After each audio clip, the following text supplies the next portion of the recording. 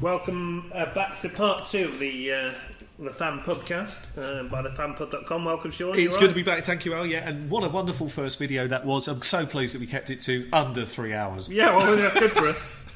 We're now going to be talking about the digesting the opportunities for teams in the NFC. Yeah.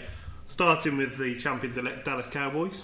Yeah, well, they are a good team. They are definitely improving, and they are definitely moving in the right direction. I mean, I think I was a bit concerned about the schedule they were likely to have, but I kind of have tempered those scared Not as thoughts. bad as it could have been. It's not as bad as it could have been, and there are things about the schedule you kind of like, and there is a number of things about the team that you like. So I think the Dallas Cowboys will have a very good record. That wouldn't surprise me if they won 11 games or 12 games. I mean, that wouldn't surprise me. It's almost like a status quo here, where you've got, you're going to have Dak and Zeke having a big influence. You've got Des Bryant still there, Terrence Williams, Cole Beasley.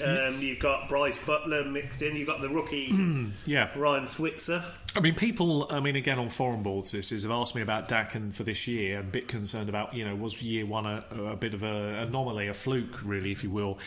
When you're talking about quarterbacks that don't throw many interceptions, that's not an anomaly. That's especially a rookie. That's phenomenal talent that you have there. Dallas have really got a good one, and with their line and the way they play and the kind of offence that they like to put up, I don't think Dak skips a beat. I wouldn't be surprised. Yes, I'm sure there'll be a few more interceptions this year, but let's put it this way: under 10. Fairly comfortably, and probably much more touchdown production. And he can run for touchdowns. He's fantastically very skilled at it. He's no game people manager. People will be so worried about Zeke and he's got the potential to grow into an elite quarterback, maybe quite quickly, maybe over the next 2 years. He's got real potential. I mean, he's very exciting to watch, and again, drafting quite late in fantasy, so a nice player to have. In that, when people say wait for a quarterback, that's a nice one if he comes along. There's certainly worse. There's certainly worse ones about. And obviously, should talk about the running back. Not really much to say. Top three were the Ezekiel Elliott. Is there much drop off for this year? If there is, it's minimal. And what he might drop off in terms of certain production numbers, I think he makes up for in the fact he's capable to catch the ball. So I have no problem with him being a top 3 overall running back, and I'm very happy to endorse that. You'd love him on your fantasy teams. Backfield, his backup, his handcuff, if you like. Yeah. You got Alfred Morris. You got McFadden. Yeah. Which one would you rather have? Who do you think the backup is? I think the McFadden, because of his journeyman approach to the NFL and the way it's actually panned out, he'll be the backup. And so, again, there is value if he's late round. But Ezekiel Elliott does not look like an injury concern player to me. There would have to be. You never know with things like that. It would have to be a freak, though. It would have to be one of those things. There's just nothing you could see it coming. You could do a hamstring or something. Anything could happen, but it doesn't look that way at the moment. You don't see those kinds of things. I saw him jump in a pot after scoring a touchdown. Well, that was funny. I mean, I'm actually glad that they brought. Funny, I'm glad you brought this back because it's worth just mentioning. I'm so glad that they've relaxed the rules on celebrating, because that's great. That is so good. It's important to the fans. It's certainly important to me. I want a player to spend a few seconds having a bit of laugh. If he wants to do a dance, jump in a pot, or run up to some fan and hand him a ball or whatever. This to me is what NFL makes NFL special. And it was getting to a point where players were accepting the penalty because they just wanted to celebrate. Well, tells you everything the NFL needed to know, and I'm glad. There's no need for it to be, but unless it's dangerous or unless it's crazy. But I mean, we've seen it's insulting to somebody. Yeah, then that's fair enough. But we're talking about just somebody celebrating, having a bit of fun with the fans. Well, that's a good thing. That's what the game's all about. Use the ball as a prop now. Oh, it'd be really good fun. See what they come out. There'll be loads that will come out with this. So looking at the wide receiver corps, you got Des Bryant. He's going at the moment 17 off the board on fantasy. Yeah, I do have concerns over Des. Would you pick him that high? No, I can't do it. Right. I can't rest my team's anchor on players that have got current injury concerns. And T.Y. Hilton's off the board next. Who would you? I'd take T.Y. Hilton. Sorry, I just and would. Then the next because one would be... Look, let's be honest. T.Y. Hilton is just so solid for it. Now, don't get me wrong. Des Bryant could come in this year, 1,200 yards, 10 plus touchdowns. Very comfortable at 17. That's great. And I understand why people take him, because we just said what a good offense it is, what a good line. I know Des Bryant is elite, but I'm at a point where I'm kind of thinking from a fantasy enthusiast point of view, I'm beginning to see the end as opposed to a revival. I'm starting to see the slight decline that, don't get me wrong, could easily come in and have a good job. But I'm just going to pass. Amari Cooper would be the next. Yeah, I would definitely take Des over Amari Cooper. So Hilton above Des, but Des above Amari Cooper. I have to, based on what I've said. Terrence Williams, any fantasy value?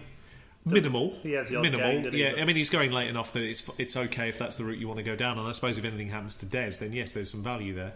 I think Cole Beasley is the he did sneaky all one. right last year, didn't They he? seem to kick up very well, actually. Dak and Cole had a good relationship, and that showed in the way that they both worked together. I think They've also signed Ryan Switzer, who's a similar sort of... I think Cole Beasley, though, is the guy that's really great late round value in that Dallas offense. I think he's just a great little plug and player. You know, you can plug him in, you're going to get some value out of him, and in the right game, that could be really good value because he does seem to vulture a few touchdowns, which is nice. At the tight end position, Jason Witten, even So, at his age, look- he just signed a 5-year Yeah, deal. look. The reason he got a 5-year deal is There's no loyalty. guaranteed money in it, though. Yeah, loyalty. Yeah. It's loyalty. Big There's no thing. guaranteed money, but look, it's Jason Witten. We talked about tight ends all being a bit of a muchness, a bit of the same. And he's in the mix. And he's in the mix of them. And Mix you of know both. what? He's so late in the tight end when their tight ends are going that, in all honesty, if I've got a Jason Witten in a fantasy team, sure, there's no excitement. It's not like I'm going to go, yeah, I'm going to have this boom year ahead of me. But the floor is so low that in the tight end mix, I'm not going to be far off the top points. I mean, if I'm 25 away, I've got tight end Jason Witten in whatever round it was, 13 or 14, for God's sake. That's great value, actually, there. So I'm happy to say, you know what, solid pro. I don't mind taking him late. What do you think of Rico Gathers? Not a lot, really, to be honest. I mean, there's I see what people are saying about potential of coming in and taking... Got a great nickname, hasn't Yeah, he? it's a great name, but he ain't taking Witten's job. No. I mean, it's quite hard to keep Zeus out of your team, I would have thought. Yeah, great name. Well, what about Dynasty? Great then? bench pressing ability. What about Dynasty? Is he any good value in that? No. Look, the biggest concern is one of the jobs tight end has to do. Okay, this is why Jason Witten has hung around as long as he has. That's why they got offered, not just because of loyalty, they gave him a 5-year extension. I know what you're saying. It's not, there isn't really kind of money written in. There's money if he plays XYZ, but the reason he got given that 5 years to prove that if he wants to and he's capable of playing, and he's shown that he's slow, but he's a tight end that he lost something a few years ago in terms of his pace, but what he gained was smarts. He's a very intelligent guy. He blocks. He's like a lineman, right? It's One of the best pro, isn't he? One of the best linemen they've got, right? And really knows his job. He knows how to get down the field when he needs to get down the field. And once he's impossible to mark one-on-one, not because of speed, spatial awareness. The guy just understands how to get over. Body size. He's so difficult. If the ball's anywhere near the catch radius, it's a catch. I mean, he never drops them. You know, when does he drop a ball? It's so rare. So, you know, he'll give you 3 to 7 catches a game. Normally it's 3 to 5, but sometimes he has those exceptional games where he goes over 100 yards. But he will give you 3 to 5 every game. He'll give you 40 to 60 yards. There's the odd touchdown sprinkled in the mix. Solid numbers all throughout the year. Exciting. Wonderful for that. I mean, for a late tight end, nothing to worry about. Rico Gavis, he can't block. Sorry, until you can learn to do that. I don't care how much. He can do whatever he likes. Well, he can bench press as much as he likes. If he was bench pressing the weights in front of the opponents, it might be okay. But otherwise, no. Zeus, I'm afraid, not this year, Godly. It'll be another time. Okay, moving on to the Giants. They're actually my outside tip for the Super Bowl this year, about 20-1. Yeah, good tip. I thought their defence improved majorly in the waning weeks of the season where look tighter and tighter and tighter. Yeah, they had a lot of free agents and they all started blending. It looked like the system really suited them. And now you look at their offense. It's explosive. OBJ. Yeah, it's Brandon Marshall. It's brilliant.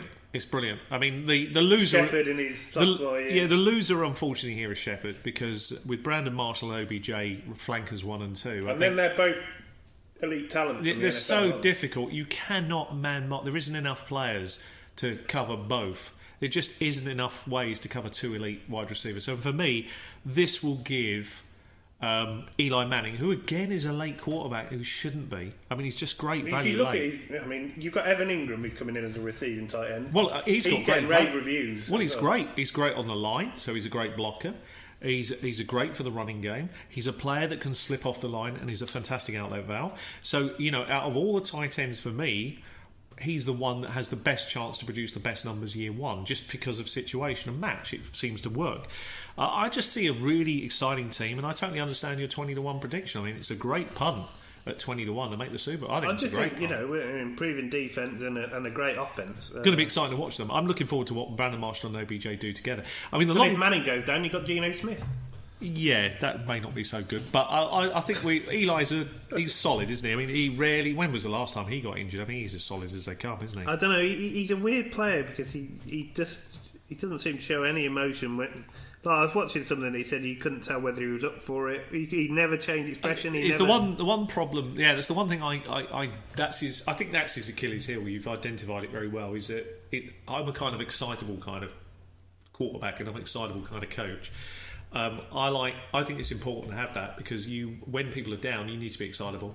You need to bring them back up. You need to make them realise that games can be won. And he doesn't do that, does he? It doesn't excite me. And you don't want to play for him. I think one of the issues I have is I look at him and I'm thinking, yeah, show some passion. I don't mind a bit of non-emotion when you need to keep the opposition a little. You're so calm and it's a cucumber kind of moment. Nothing phases you. That's great. Don't mind that. But it's even when you're winning 20-0. There's no. I want more. We're going to get more points, and there's no. That would scare the opposition. But he has won, 2 Super Bowls. So look, he must. He's got something. Hasn't he? For me, I always say this. One of the most important metrics, as hard as it is a quarterback. As much as I love Dan Marino and other great quarterbacks that never won it all, there is something to be said about a quarterback that not just wins it once, but wins it twice. There's something about you that does that. And let's be honest, in those Super Bowls, he did move his team down the field at critical moments and get touchdowns. And to be blunt, that's the mark of a great quarterback. So he is in that talk for being one of the very best. I mean, maybe not in the top 40, but he's in the top 100. He's got to be because he's won 2 Super Bowls. Yeah, you can't argue with that. You can't argue with him. Okay. And he could still win a third, as you say. With your looking at the backfield, a bit more missy. We said last year that Perkins, they liked him a lot and he's likely to be the first choice next year. And that's what they've done. And that's exactly how it's turned out. But how confident are you that you'll get good points off him? I'm not. I don't like him. I'm really, really concerned. I mean, he's going 67, RB 29, so he's not going that high. It's not, but it's still, when we talk about the large leagues, you're still looking inside that top sort of 6 rounds roughly. Yeah, he's going below Gillisley, above Garrett Blunt. Yeah, that won't last. Above Adrian Peterson. That won't last. That won't last. Well, Perkins is actually at 15 places. Yeah, for whatever reason he's being talked up in fantasy circles. Look.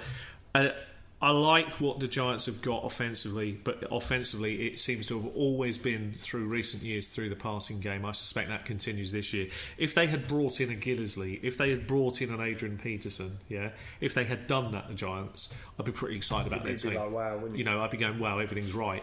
But you've got Paul Perkins. I'm not saying, don't get me wrong, that Paul Perkins' value is perfectly fine for where it's going. Okay, at the moment with those ADPs, I think that's you're getting exactly the right kind of value for the amount you're investing, right?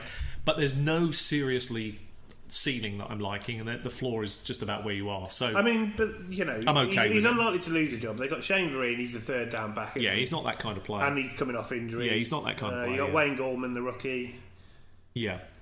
You got any thoughts on him? Not for this year, no. It's a dynasty pickup. So Perkins is pretty likely to keep that job. He probably will keep the job, and there's no Rashad Jennings. Look, put it this way: it's okay fantasy-wise. It doesn't excite me. He's not a player that's on my target list. But hey, if I've got a certain team building a certain way and I'm looking for a 3-down back, that'll do. But as it stands, he's got a great opportunity. He has. Yeah, he has. Can't load the box with those receivers. No, you've got a great. There is no Rashad Jennings. You are going to learn by mid-season whether Paul Perkins has a real future in this league or whether this is a one-season. But there's no one to take the job.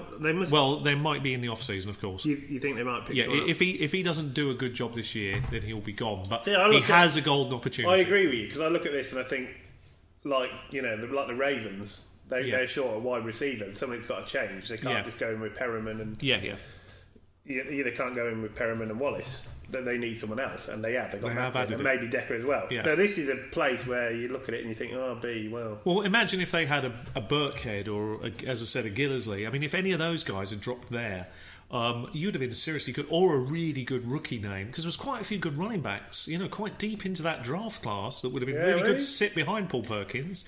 They didn't do that. So I'm kind of like unimpressed by that. It's a bit surprising. So they must believe in Perkins. I can see the ADP is fair. There's nothing wrong with the ADP where it currently stands. If it keeps climbing, though, you're going way outside my range of even bothering to look at him. I mean, another 15 places. That's another 4 round in our league. No chance. I mean, maybe. I'm still convinced Ingram's going to be traded. And that could change things. Yes, that could change things. And I think you may be right. But we'll see what happens with the Giants' backfield. If they stick with Paul Perkins and that's how it pans out, for his ADP, good value, doesn't excite me. He's the undoubted number one. Yeah, it doesn't excite me, but it's good value. And in certain draft situations, I'll take that. It could be very good value, really. It could. More and more I think about it, if nobody comes in, Yeah, it could be, but he hasn't shown enough in the year one as a rookie that goes, I look at the tape and I say, yeah, I see what they're doing. But the way it's lined up at the moment, they believe in him. They do. I don't. No. Okay. I do understand it, but fantasy circles, I'm like, if I had all wide receivers, I'm looking for a 3-down back and there aren't many available, yes, okay, I'll do that. I kind of agree with you. We haven't seen enough or anything exciting from him yet. Just not flashes, nothing. But this year will be make or break. This is make or break. First few games will tell you all you need to know. And if he can't do it with that kind of lineup, then he's never going to. Maybe he comes out the blocks flying and he looks great, and somebody's got a steal on their hands. Yeah, and he really steps up. But it could happen. It could, but I haven't seen it yet. But there's certainly opportunities there. Some players do take time to mature. He might be one of them. We'll see. Okay, we'll move on to the Eagles next. Yep. Interesting squad, this. Yeah, I mean, the second season for Carson Wentz is.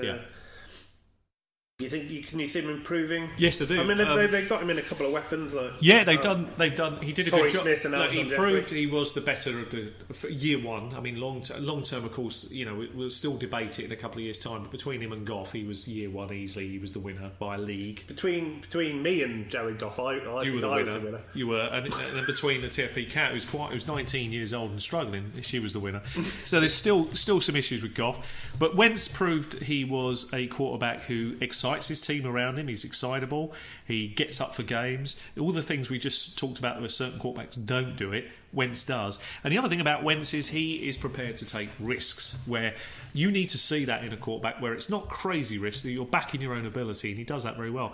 I like his future dynasty value. I think he's great value. And again, another quarterback going late. How many late quarterbacks are there that have got value? He certainly has some value.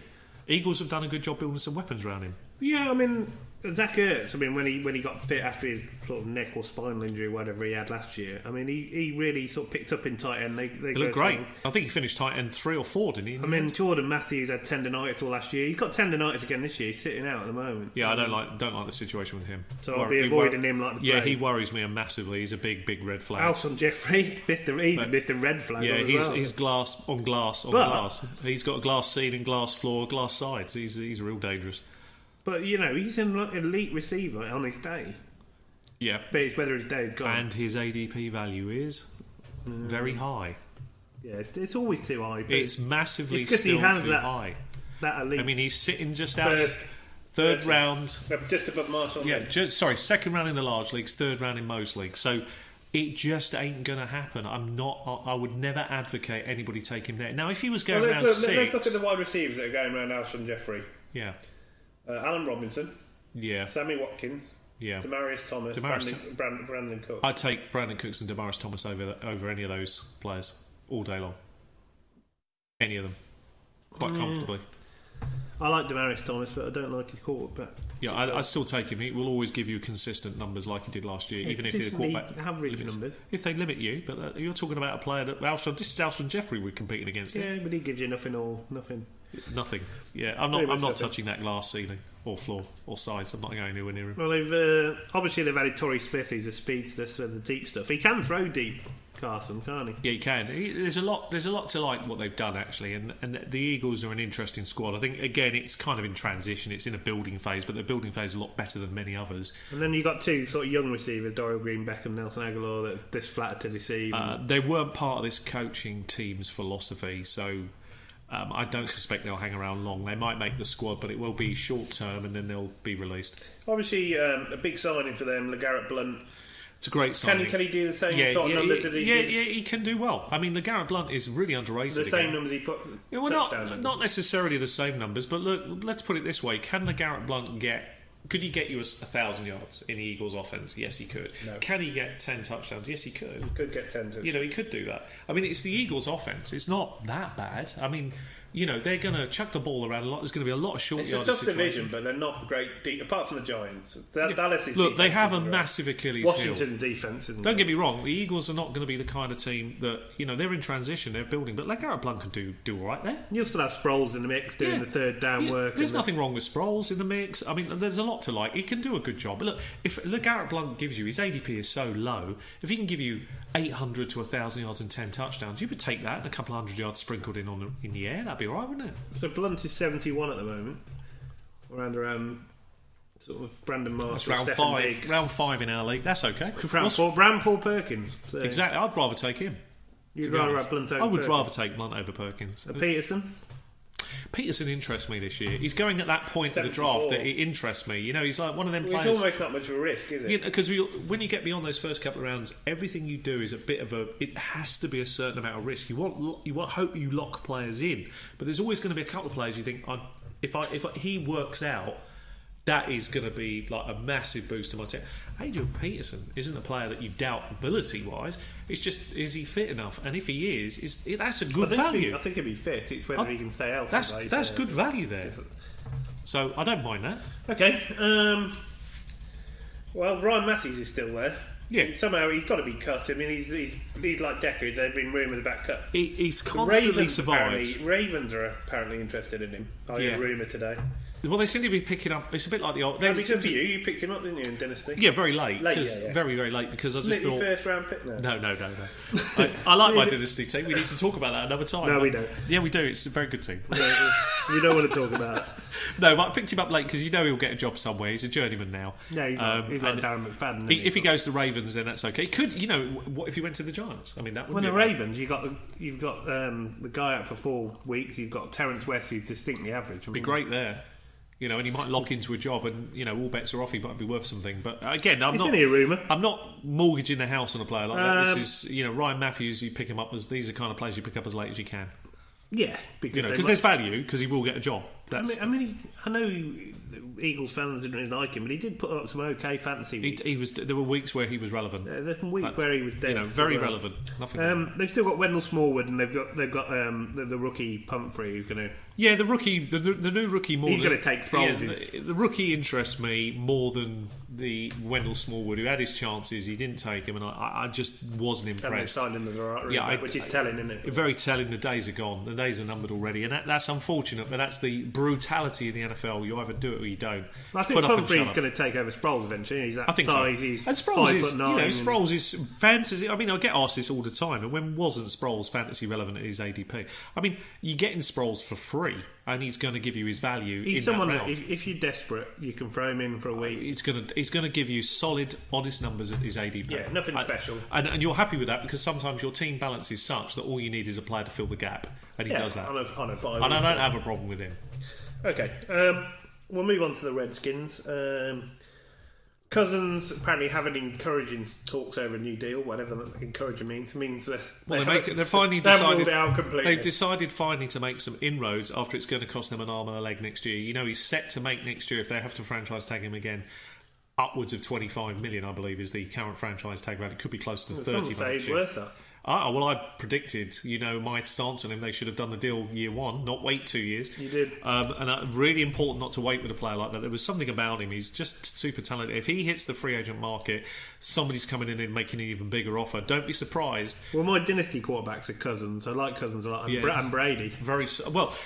I will say this for your pick of Brady. I think Brady this year probably have a very good year again. I know that's obvious that Brady's going to have another good year, but I think with all the weapons, I think we don't need to say too much, but should have a great year. As far as Cousins, I think Cousins is fantastic. I think he's underrated by the Redskins, not by other people, but I think he's underrated where he is. I think if he ever hits the free agent market, which he could do because they screw this up, somebody's going to come in and make a really big offer, and don't be surprised he ends up in the top 5 paid quarterback list. It wouldn't surprise me. No, it wouldn't surprise me. And there are a lot of teams that are desperate for a number one, and this guy could do that. This guy is a franchise. He is a franchise quarterback, isn't he? Very good. And they, like you say, they're hard to come by. They're really difficult to some find. Some people are starting Josh McCown, and he makes Washington exciting to watch. And I agree actually. And they are much as it pains me. But they are an interesting team, and they've got the capability. You always think with Washington when you look at them now, you're thinking, if just one or two things went well for them, they'd be a very dangerous team. The thing with Cousins is it's going to be interesting this year because they've lost Deshaun Jackson, they've lost Garcon, so they've now got Pryor. Yeah, I like that though. I think that's a good pickup. He's going to be valued. Yeah, it's a really good pickup for them. I love Crowder. Yeah, I again, fantasy relevant. He had moments where he wouldn't be in a game, and there are other games you thought, God, I'm glad I put him in. Really exciting player. Where do you see Josh Doxson? I think, has he got value this year? I think he's got some value because his ADP is that kind of round. I don't think that's too bad. But again, it's difficult with Josh Stockton because his ADP puts him at the spot. I mean, you'll give us the update. Yeah, now. he's going 140 off the ball. Right, so think about that. 55. So just think about that. That's a player. We're debating a player at 140. If you're in a 10-man league, that's 14 rounds in. That is a no problem pick. Mike Williams is the guy around him. Yeah, I would happily take him. Who would you pay? Do you take Doxson over Williams? Oh, absolutely. He's proved what he's capable of doing. Doxson over Shepherd? Yeah, these are the people in his range. Yeah, for this year, yeah, absolutely. No, you won't say yes to this one. Yeah, go on. Doxson over Ted Ginn. No. Well, Super Ted always has a sweet spot in my heart for his ability. Reese has been raving about Super Ted. We'll talk about him later. Yeah, Super Ted's got value for this year again, and that value is great there. Great value. I mean, can't go wrong, can you? Just can't go wrong. Well, you can, but... Yeah. He's proved he can. If he catches the ball. Well, he catches long touchdowns. That's really important. He didn't drop so many last year. No, he looked a bit better. Okay. So they've also got your old player, Brian Quick. Yeah. I mean, out of all the Rams ex-receivers, he's probably the one that you would want to own. It's probably because he runs a really good route tree. I think he's excellent for that. Not that but it's not. It's not critical. It's not exciting. They've got enough. He's kind of he's a safety valve. He's a squad depth. Squad depth player, safety valve in case something happens. But he's perfectly. Don't get me wrong. He can step in and do a job for them, and he's perfectly safe. No, the backfield is interesting. Oh, the backfield's fascinating now. You got Fat Rob Kelly, who's currently in charge. Yeah. You got Pirine, who's the rookie, and we both like him a lot. And this is how it shakes out, right? So it's very similar to one I've already spoken about. So apologies for deja vu. Very simple. Rob Kelly starts. And he will start the year within a few weeks of the season. Will he own the whole job though, or will they split? No, it will still be split, but it will be like a 60-40 split. Or 70-30. Or 70-30, that kind of starting split. But when you see what P. Ryan can do, and I think it will shake out this way, because as much as I really like Rob Kelly, what he did last year for free value, because you were picking him up on he's a good honest player, isn't he? Very solid. Not exciting, but P. Ryan could take their running game to the next level, right? And I do believe by a few weeks into the season, he takes over the job. That, in an exciting offence, makes P. Ryan a really good player. But then every fantasy enthusiast knows this, so you've got to pay good value to get him. Yeah, you're going to have to pay for him. So you're not going to own both in a redraft league. It's a pointless exercise. He's going 101 P. Ryan, and I suspect by the time August comes around, trust me, just below Derrick Henry, that will drop a bit more than that. That's just below Derrick Henry, so that's crazy. It's crazy, really, when you think about the two. Look, Derrick Henry... He's going before Philip Rivers. I want you to think about this for a minute. Would Randall you agree, Cobb. right? So they're going about the same level, Derrick Henry and P. Ryan, right? But Derrick Henry's got value straight away. Absolute value. Ryan could have. Yeah, he could. They're both probably going to start as backups. But Derrick Henry actually plays. And P. Ryan we don't know yet, but I think P. Ryan does have that value or better. So the thing with P. Ryan, though, even if he plays, they're still going to have Chris Thompson as a third down back. Yes. Whoever gets the job. Yeah, absolutely will. Yeah, absolutely will. So it's not a 3 down back. No, there. it's sometimes 3, but most of the time it's just 2 downs. Or when you think of it logically, you can't always have 2 downs, because the truth is one of them is likely to be a passing down unless you run so well on the first down. So that the truth is sometimes it's only 1 down in a series. So you have to think logically about how much work you get. This is why players only end up with 12, 14, 15 touches, while the elite running backs get 20, 22, because they're involved in all facets of the game. Matt Jones? He's an irrelevant factor now. He could be picked up somewhere else. He's a healthy scratch most of the Yeah, he could be picked up somewhere else and may have value, but at the moment it's an avoid. Okay. It's an avoid. P. Ryan breaks in to take over the job relatively quickly. I don't think it happens during pre-season. I think they have enough confidence in Rob Kelly to start the year, but depending on... They've already pretty much said, I think they said they're going to ride the hot hand. Pretty much tells you everything you need to know, what they're going to do. Matt Jones. No. Okay. That's not a hot hand. That's a Jelly Kelly hand. That's not good. That's not a good hand. That's jelly hands, that is. They didn't say ride the jelly hand. Okay, I mean, they've got 2 good tight ends, actually, haven't they? Yeah, Gordon Reed and Vernon Davis. Yeah, both very relevant. I mean, Vernon Davis, I know he's been a bit banged up in the last few years and hasn't shown the potential, but again, in that kind of offence, having the ability to roll out 2 tight ends in certain sets, it's quite exciting. I think all the pieces are really good. I just like them, and I'm excited. I like both of them. I'm excited to see what this team does. I really am. From a fantasy perspective, I'm a real neutral when it comes to a lot of teams. I mean, you know what I'm like. I follow the Rams. I know we're rubbish, but you just do. And every year you pick a team out because you're excited. Last year I picked the Giants out because I was excited by the Giants. and interested to see how they develop. This year I'm going to kind of follow the Redskins a bit because I'm kind of interested to see how they do. Yeah, I've got to give him a bit of an uplift, and if Anders is out there, we look forward to hearing more from Anders' exploits. How he's doing, actually. It'd be interesting to find out.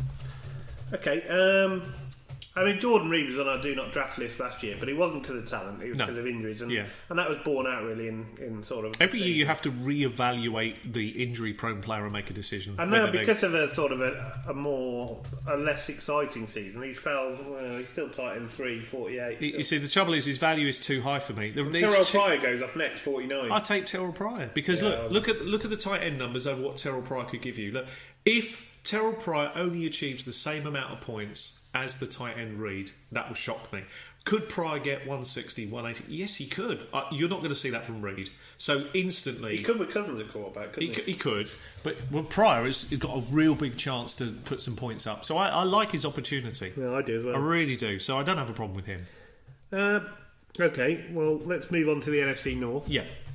And this is another team, I think, that are tanking. Okay, go for it. The Chicago Bears. Yeah. What were they doing? I mean, seriously, this is... I could not... No, go for it. So they signed Glennon. Yeah. Good. And they say, "Oh, come on, journeyman quarterback. Yeah, come to our Super Bowl, Glennon. Bring your lovely wife, your very pretty wife. Yeah, come to our Super Bowl party. Come and sit in the VIP area because we, thanks for doing everything. You've joined our team. Well done. Come and sit in the VIP. The 49ers. There's a leak from the camp that they're going to go for a quarterback. And the Bears trade up one space. And give away a lot for that one space. If the 49ers were going to do that, they wouldn't be trading with the Bears, would they? No. It is being... I can't believe what they were doing. When we said at the beginning, we said Cleveland's back office, really, really good man management people, good number people who were able to get more picks for less, doing a good job of trying to build at least the team. they're trying to... You can see the intelligence behind the scene. Now, in the Bears' case, I would be very worried about who's in the back office. I mean, Glenn come to our Super Bowl party. We've just traded up for another quarterback. How not only is it embarrassing, but he's the quarterback that you have got to start the year off with. Right, you paid the money for it. You're going to have to start off with him. They didn't even tell the head coach till the night of the draft. And if I'm him, I'm actually I'm not only am I annoyed and disappointed, and as much as I know I've got to be businesslike about this, and I've got to hold it in and kind of that's it's business. That's what happens. It's embarrassing though, but it's embarrassing. And the other problem is because when these things happen in season, look, Chicago anyway, right? Forget the Trubisky move, right? Just hold that for a moment and think about this. So imagine you're rolling the dice with Glennon, okay? Well, it wasn't that good anyway. It wasn't like I was looking at the Chicago offense and thinking, yeah, it's good. There's a couple of pieces. Matt Glennon. There's a couple of pieces you're really excited to see how they do. I'm interested to see how Howard does in his second year at running back. We'll talk about him in a minute. But other than him, there ain't a lot else to talk about. So I was expecting a decent journeyman year from Mike Glennon to keep them relevant, right? I wasn't expecting a long-term career, don't get me wrong, and I don't think Glennon was. But to do this, all that this does is when they lose a few games to start with, and they are likely to, let's be honest, lose a few games to start the year off with, people in Chicago are going to be... And in the middle and in the end. They're going to be calling for Trubisky within inside 6 weeks. So poor old Glennon, the good thing is, at least you got paid for probably very little service. You'll be sitting riding the bench, and Trubisky will come in and stink up the place because the poor guy won't have a chance in that offence. The line is shot, the defence is all over the place. It is a horrendous situation. Let's just talk about his receivers. Horrendous situation. I mean, the one receiver I did like was Cameron Meredith. Yeah. And he's out for 6 to 8 weeks. Yeah, until what's just happened. Yeah, I mean, that Cameron Meredith now looks that really dodgy. Sets it back, doesn't Massively. it? You've got Kevin White. Don't like him. And what are they trying to do with Kevin White? Change the way he runs. It can't be done. They actually said they were doing realignment. Now I just want to touch on this because I'm going to bring old Dr. Ian back in here, our good old doctor friend. I use him for everything, right? So this guy is a medical practitioner. I just want to make this clear because he doesn't get a real good shout. His name is Ian McKellen, right? He's a wonderful, wonderful guy. Now he will tell you that if you're doing realignment, i.e. Ian with McKellen? a hip. Not the Ian McKellen. Not that Ian. Not that Ian. Not the Sir Ian McKellen. No. But if you talk about realignment, you're talking about someone realigning the way they actually walk and the way they would jog. It's a length of stride. It's length of stride, it's everything. It's irrelevant in NFL. It's irrelevant in any sport. It's finished. It's over. It's done.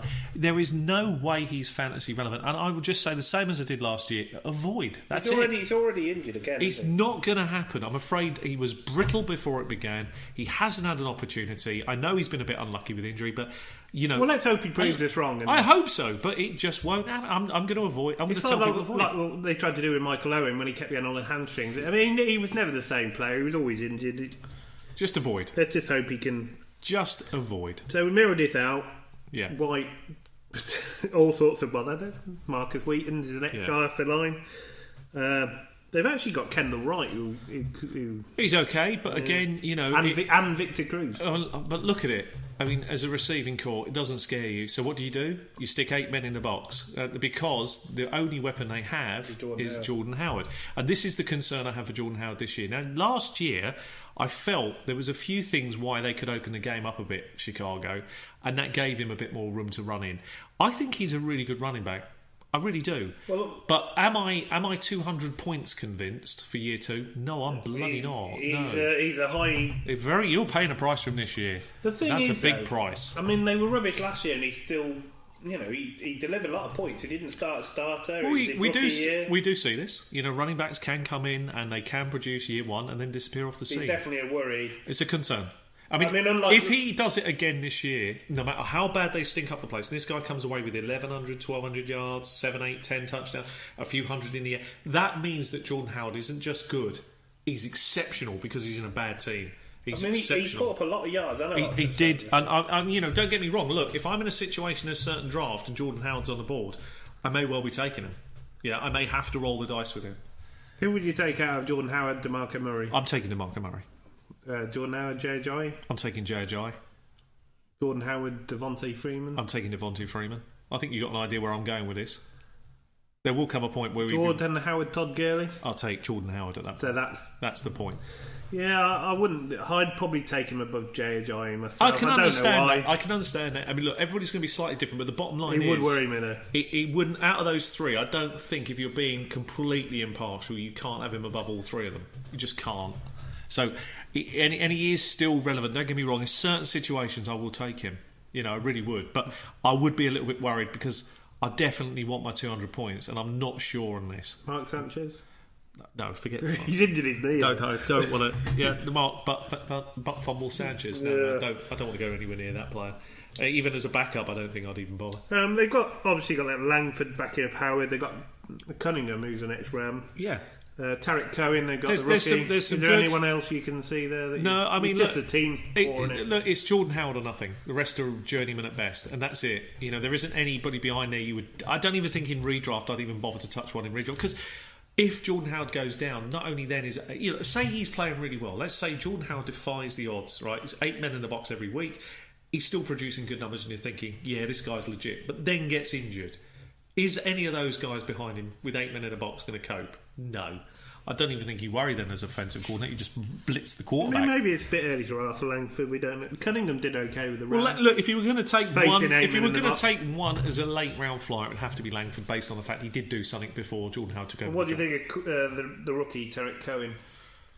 Again, I watched his film. I thought he was all right. Yeah, I mean, again, I can understand if you could get him really, really, really late and you just want to take a shot because you are taking shots deep. Okay, fair enough. But I don't think you're going to get much for that pick. Victor Cruz? No, I'm not touching him. Now, the tight end situation's a little bit interesting because with these sort of quarterbacks, you often have a safety net as a tight end. You need them. Yeah, there's always somebody. So you've got Zach Miller, and there's big rumours that he's going to be cut, but at the moment he's probably number 1. You've got Sims, who's journeyman, and you've got the rookie Adam Shaheen, baby Gronk, who could be something. He's 6'6". Dynasty-wise, he looks interesting. I would like to have him on a team somewhere in Dynasty just to marinate the guy in the background and see how it pans out. I think Shaheen might be tight end number 1. He could be very interesting. Whether that's any use, is it? Yeah, well, it's difficult to know whether it's useful from year 1, but I do like the longer-term picture of I think in a really, really deep league, is a really, really deep sleeper, if you want to take a shot on... He's an interesting one in Dynasty. Not in a 10 or 12 team draft, but in a... I don't know, if you're a ridiculously deep league... Well, if you had 16... Well, we've got talking about 16... player leagues and the last round you've got a player like him you want to take a shot on. There's nothing wrong with that because if he pans out and actually has any fantasy fairly early if he's he could be better than tight ends they're 10 a penny in terms of their value. But if you've got one that suddenly comes and actually does better than you thought, what a great pickup late in the draft. There's nothing wrong with that. Yeah, take a deep round fly. I don't mind that. Maybe. I see the logic in that. That's okay. We'll move on. We're moving on to the Lions. Obviously, you got Stafford, who's obviously a pretty solid quarterback. He's another one of these that falls into that bunch, isn't it? About being he had a really good sort of strength of schedule. He had the strength of schedule and finished in the top 10, which is what we predicted would happen. That was good. You spotted the schedule, and then we looked at it and valued it, and we both agreed he'd do okay, and he was better than most people had predicted him. I think this year's a bit tougher for him, but I still think he's a quarterback that will get you that round about 4,000 yards. 20 odd touchdowns. He's capable of that every single year. So he's, again, you can see why people are waiting on quarterbacks. There's a lot down there that you could do you a decent job. They do a job, and on the right matchup, and he's definitely one of them. Yeah, on the right matchup, you've got two of them, and you can match them up. Could be very good. Stafford's one of those kind. Now the backfield's interesting. Yeah. I think we can probably both agree that Riddick will get the third down role. I mean, he's very probably good the best at it in the NFL. He's superb at that. Matt Asiata? Probably irrelevant. Fine. I guess he's playing a fullback role. Yeah, probably irrelevant. Obviously, you got Abdullah. Yeah, I mean, he's been very unlucky. He had the injuries, and that really curtails him. He's shown flashes. I mean, this is the thing you look for, isn't it, in any player? Yeah. He has shown flashes of being able... Can he take the ball to the house? Yes. Has he got elusive speed? Yes. You can see why Arizona Cardinals had him on their number one list up ahead of David Johnson. As luck has panned out, David Johnson fell into the correct team at the right time, at that moment in time. And Amir Abdullah unfortunately fell into the hands of the Detroit Lions, and due to one reason or another ended up getting banged up quite a lot. Never really produced in the rookie year, and injuries have held him back a bit. He is fascinating. His ADP is good for a player that you take a punt on. Is he 59? It's good.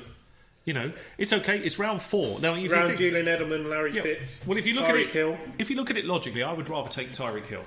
Okay, I think most people probably would. Larry but Fitz. If I needed, I'd take Fitz as well, because it's consistent. It's okay. If you need a running back, he's the one. Frank Gore's he's 62. Abdullah 59.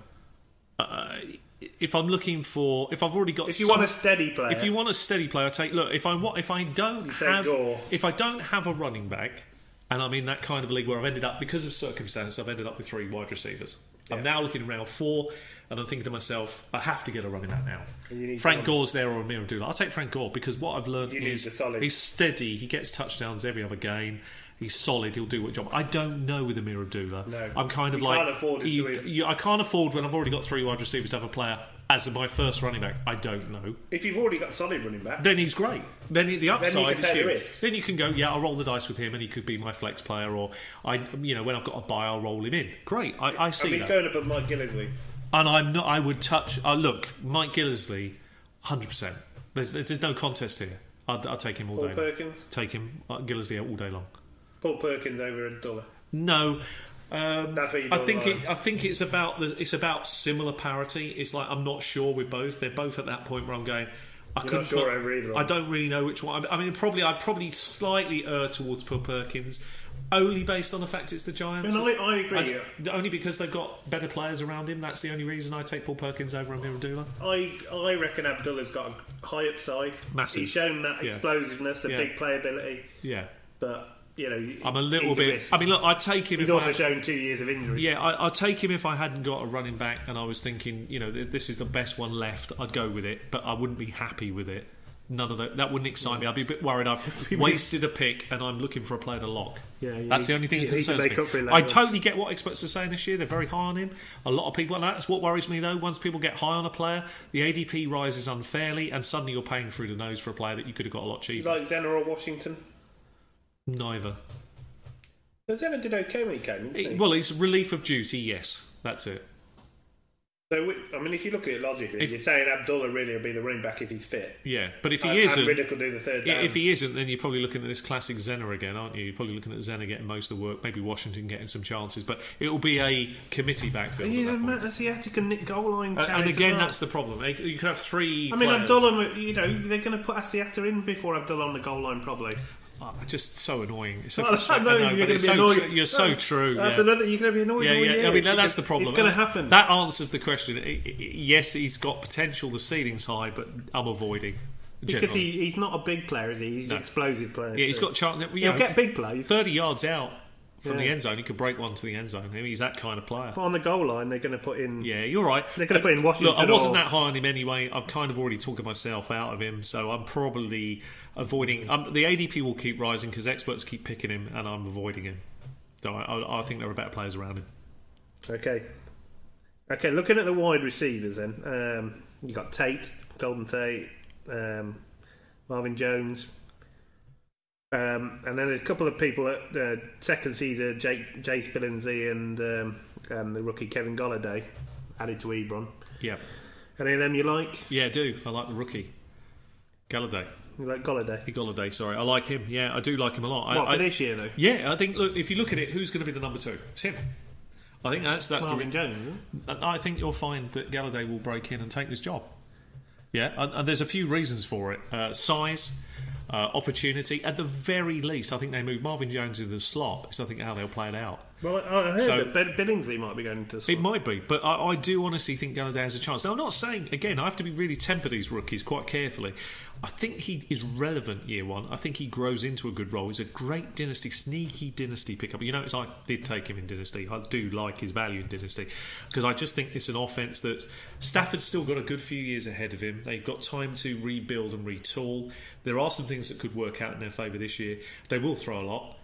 I think Galladay's got a great opportunity. Great size, good red zone. I think target. you need a Golladay if you draft him. Wait a minute. What about Golden Tate?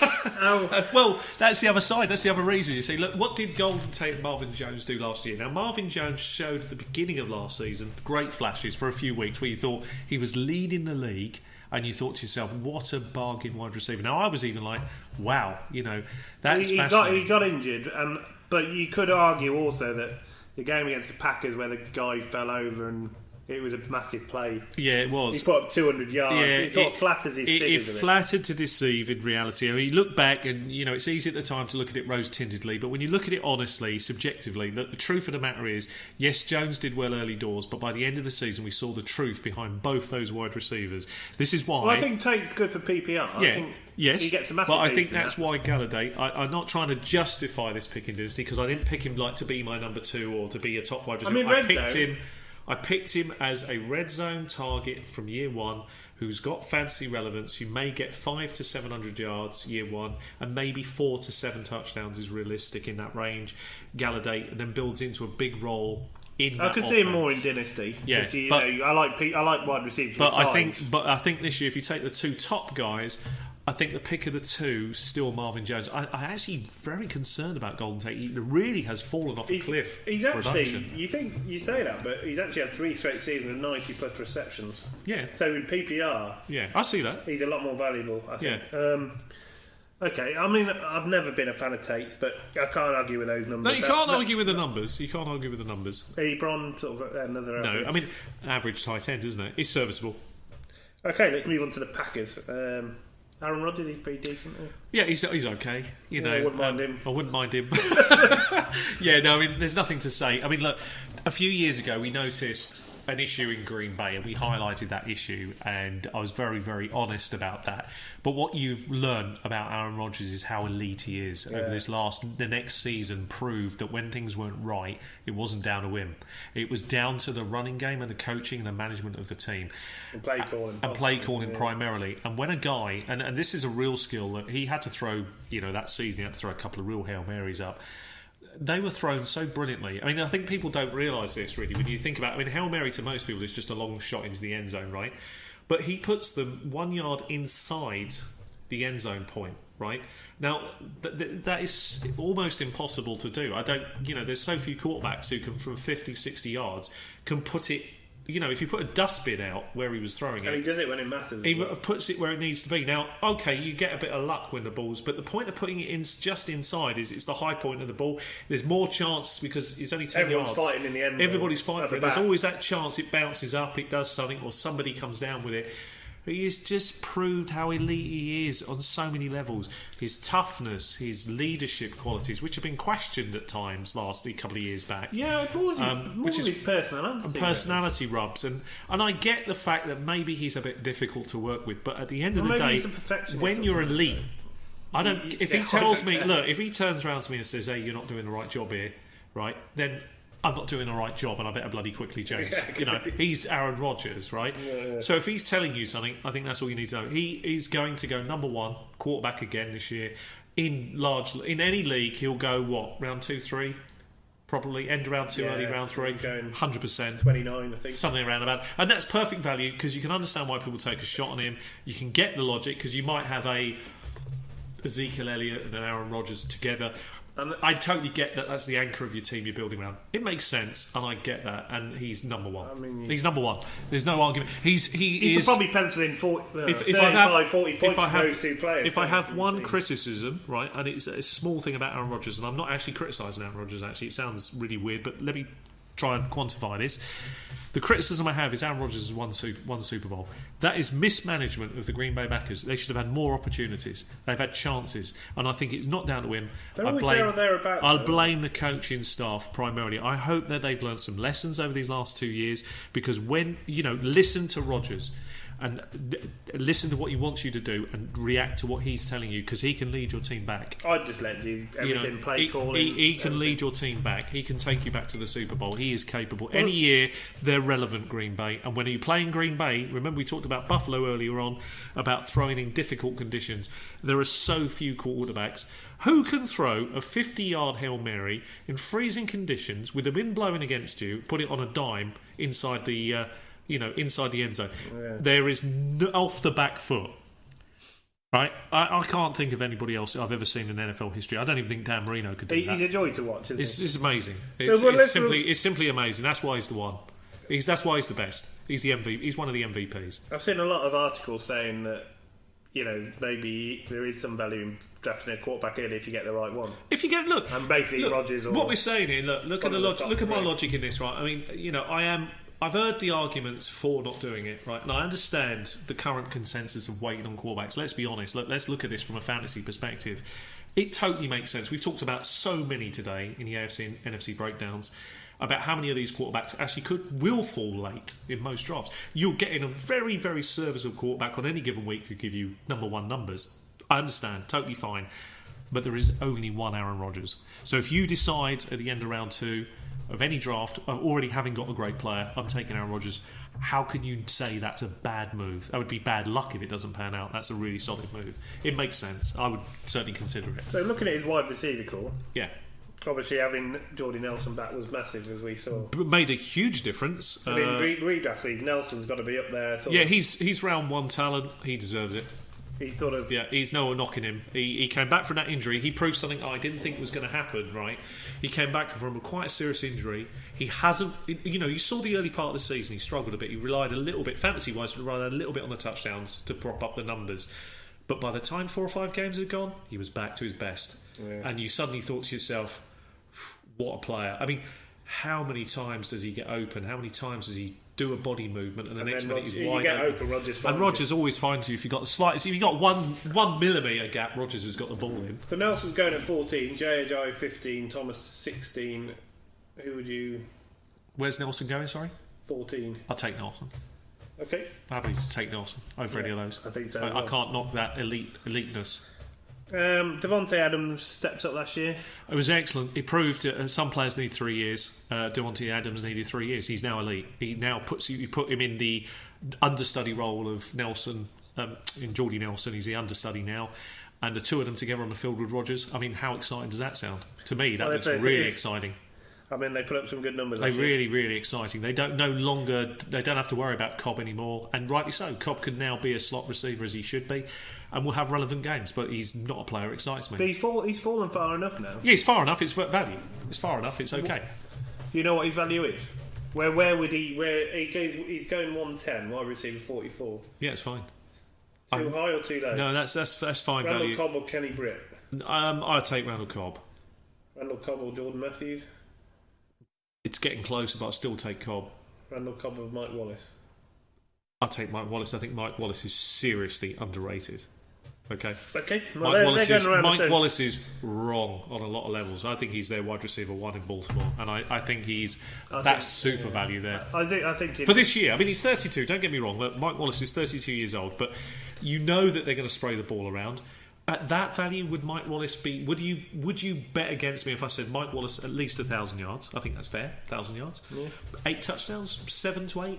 Probably pretty fair. What, 110 range? That's great. That's really underrated. I mean, I'd be happy with that. We'll see what and I am happy with that in Dynasty for 1 year. I'll ride him off into the wilderness. It don't matter. That'll do. I think he'd be lucky to make the pitch again, to be honest. Yeah, fair point. Geronimo Allison, any...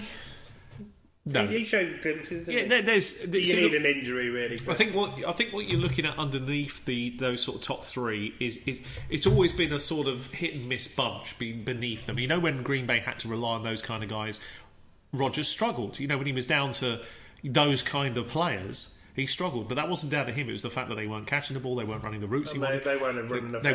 They didn't have enough of the offense down to understand what he... I mean, Christ, they didn't even understand his... You know, when Rodgers does... look at what Rodgers does well. Let's just come back to him for a split second. So what does he do well at the line of scrimmage? He can read the defence. He knows if you've got your back to him coming off the field, he's snapping the ball. That is brilliant. You can't come... You have to be disciplined on every facet of the defence, or he will They clamped down on him a few times, didn't they? Yeah, but he's a very smart cookie. You know, if any mistakes are made, he'll take the free play. The other thing that he does, which is these audibles, his audibling is the best in the league. I mean, it's even better than Brady's. He can run when he needs to as well. It's just great. But the point is, the understudy wide receivers, the crop of group that's been there who haven't really matured.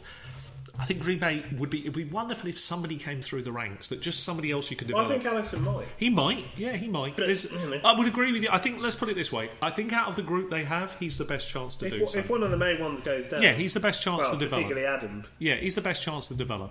Obviously, you've got Martellus Bennett there now and Lance Kendrick. They've lost. Yeah, I like that. That setup really looks good for them. I think Martellus Bennett. Do they use the tight end enough Green Bay? No, well they don't. But it doesn't matter in tight end numbers. That's perfectly fine. Maybe Martellus Bennett gets 125. That's pretty good in tight end numbers. That'll do. Yep. That's really good. You don't mind that. Okay. That's very serviceable. Let's move on to the Vikings. Yeah. Sam Bradford, are you a fan? I'm actually a bit more of a fan than I was. I think we made a mistake, the Rams. I'll tell you what really impressed me with... At least he was safe. Look, he did something that really surprised me, right? 2 things about him that I would never have put in his camp before last year. And I had to watch a lot of tape to really be fair with him. He's tough. I mean, the guy's tough. You know, he's had some serious injuries. He got some hits last year. He's tough. He fits their offense really well, and he makes safe throws.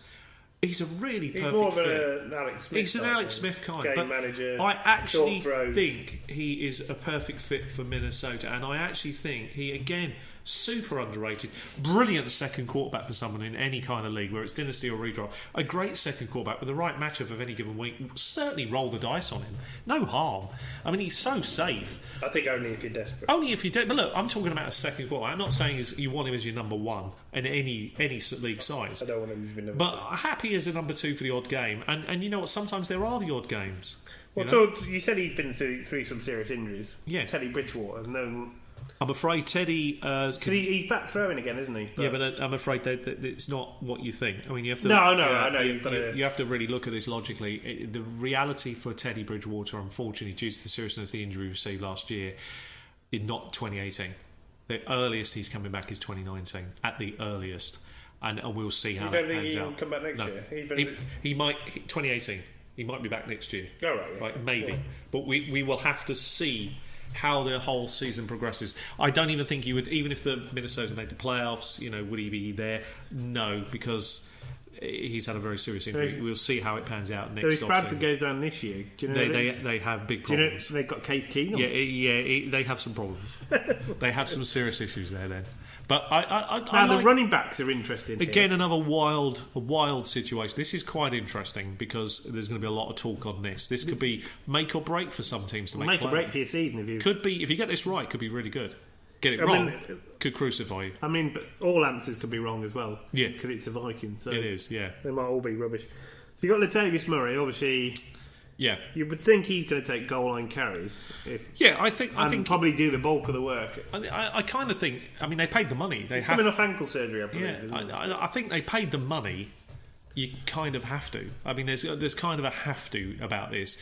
But you've also got Dalvin Cook, which they probably didn't think would fall to them. So it was kind of like the best player on their board. So they took him, which is the right thing to do. Do you think there's any value this year for Dalvin Cook? He's going to be in the mix, surely. He's got to be used. I guess it's how the game flow goes. I think if I had a criticism over the Minnesota team since they lost the magic of Peterson, since he went out of the team, they've had to adjust because they haven't really had a running game that you can lean on. So they've had to adjust their team. So I kind of feel they're in an adjustment phase. Now, Dalvin Cook does bring 3-down capability. He had a terrible pro day, okay? And his metrics were terrible. That's why he dropped so far. And his metrics are pretty poor. I do understand the concerns, but I think he could be relevant next season. I think this year's more... he's in the mix, he'll get opportunities, but I think it's going to split. It's such a difficult backfield. Neither of them I want to own outright. I don't mind a piece of one or the other, depending on the kind of league I'm in, but I'm not... You've still got Jarrett McKinnon there. Seems to always get some work as well. And he's saying he hasn't given up on the job. No, and he probably will keep... And their fourth running back's really interested. They'll keep trying.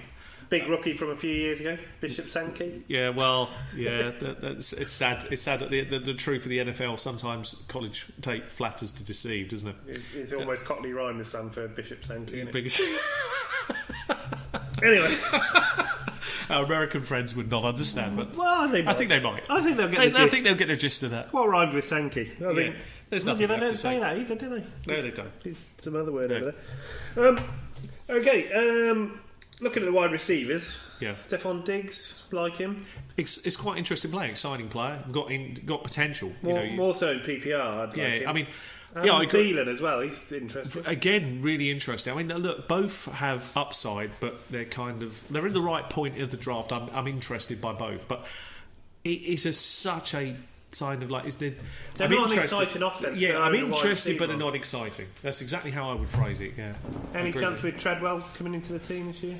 No.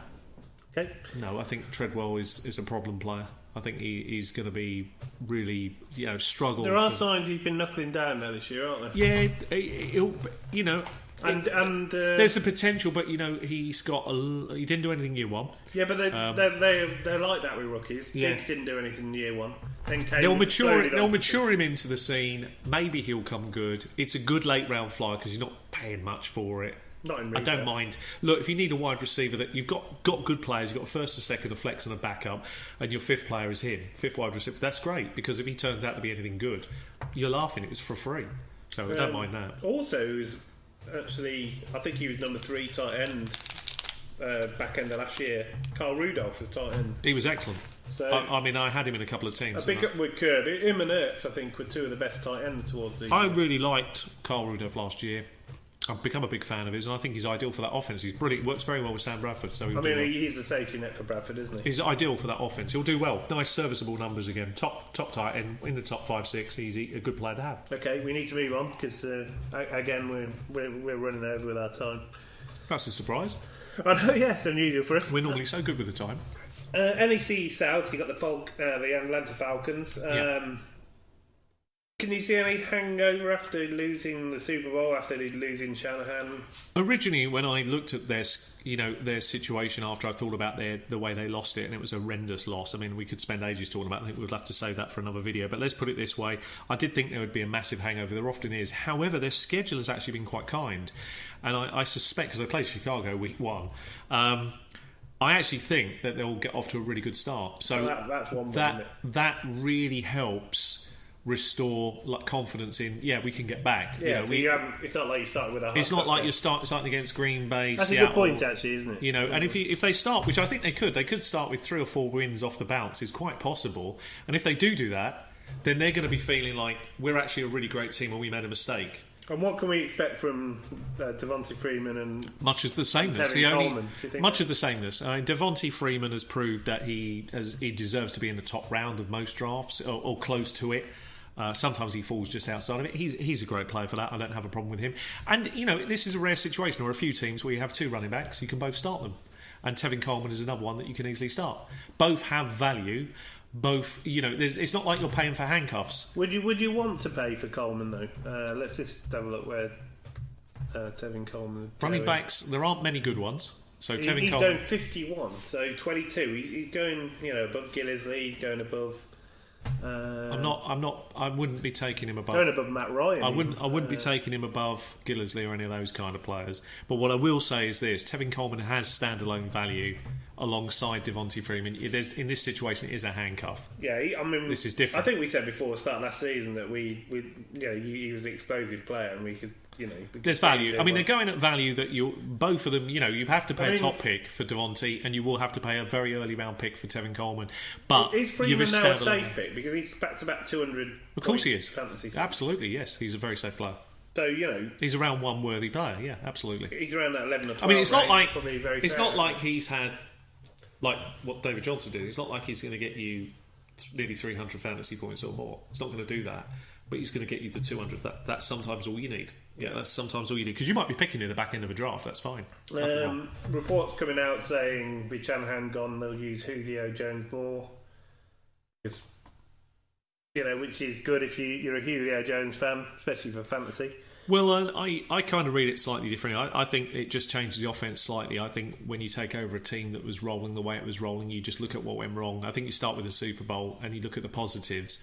And so you want to keep that kind of openness to the offense. That's the key that any offensive coordinator will want to do. They won't want to change some things.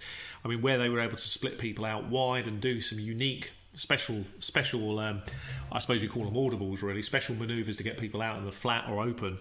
You continue to do that. I mean, Taylor Gabriel sort of thrives. Fabulous for dropping behind the two wide receivers and just picking up a loose ball and going like a wide receiver screen, really. I think they'll do more and more of the same. So I think the schedule's been kind. They'll start well, and I think that will get over the post Blues a lot. I mean, not saying it will have an impact at some point, assuming Atlanta do make the playoffs again, which I think they're more than capable. That's when the Blues really hit. That's the moment. If you get behind in a game, can you come back? Because you didn't prove that you could hold leads. So we'll see what happens. It's okay. Nothing really, he's all right. You're really desperate. Yeah, it's not a player. I mean, I'd rather take a. What about the tight ends, Hooper or Tololo? Again, nothing there that excites me. These are low-end tight end picks. They're not used in that kind of offense the way that some tight ends are. So it's serviceable, but nothing more. It's not even high tight end numbers. We should just give a brief mention to Brian Hill, the rookie running back. Huge upside.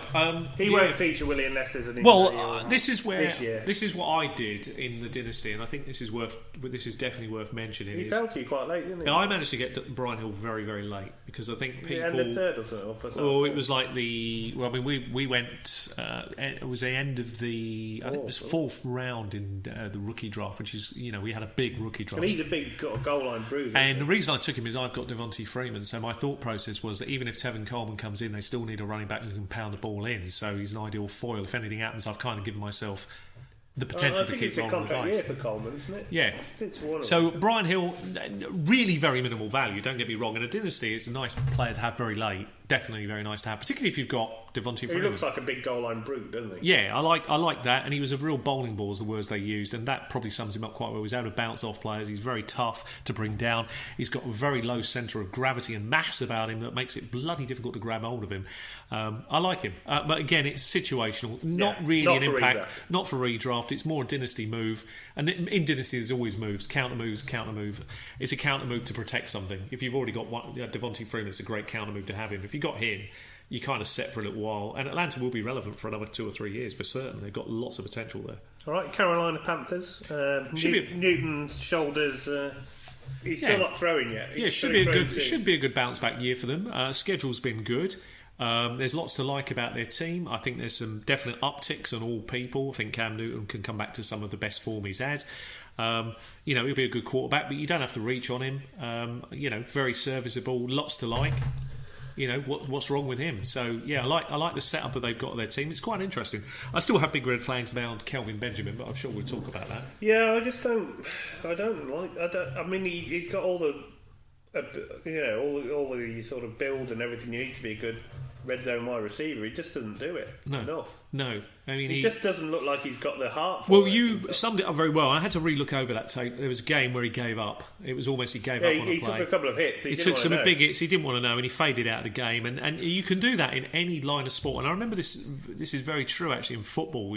Our soccer over here, which is sometimes people will knock you up in the air to see if you fade off. See how you react. Because you get knocked up, and it's like, what happens? Do you actually get involved more? Not aggressively, but do you get more involved and actually use that? Right, I'll show you I can play the game, and I'll take you on, or do you start pulling back and just drifting into a role where you're easily marked out of the game? Natural if it's pain. It's understandable, but he definitely didn't have the toughness that you were looking for, and that was the concern. That's what worried me. And for me, that's the biggest red flag of all. So I'm kind of like, I'm not seeing it. So he's the undoubted number one. I mean, they've got Devin Funchess, who hasn't really done it yet.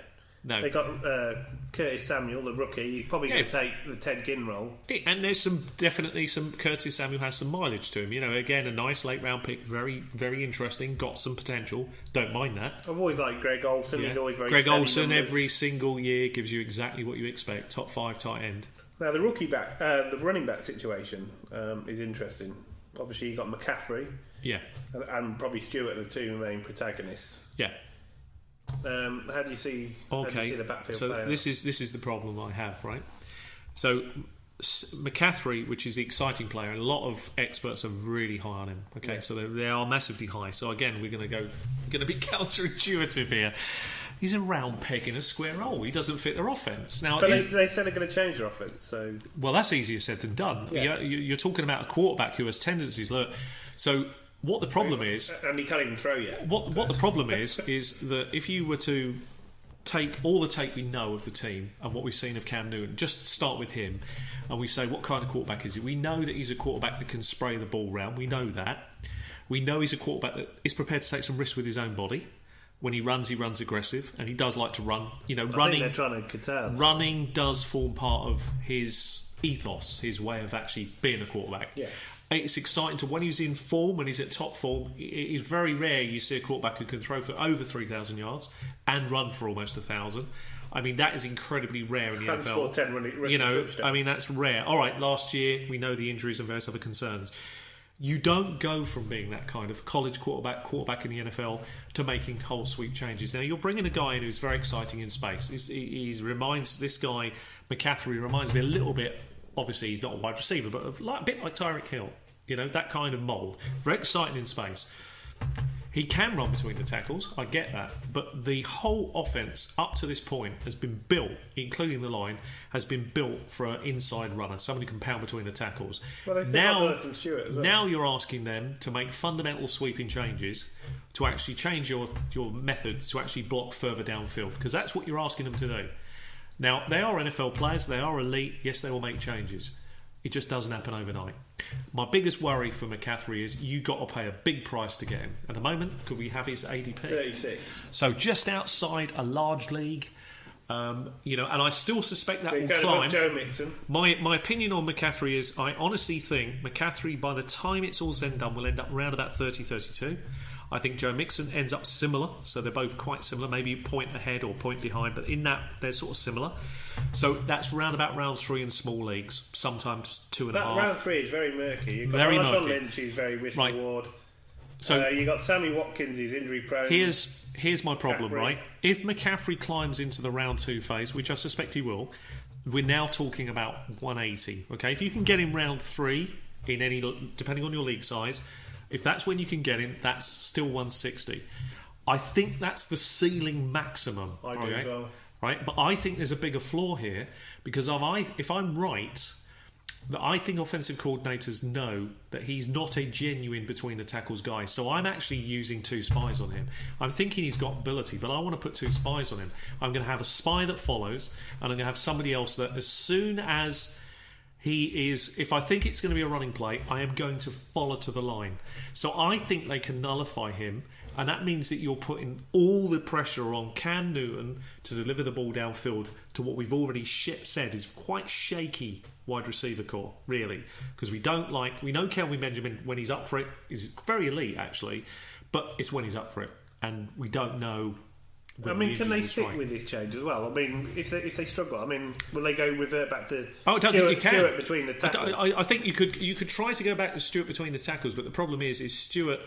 You see, this is the issue. Once you make those offensive changes, and you've been drilling that into your team through practice and everything else, to make sudden sweeping, the wholesale changes, it's a totally different mindset.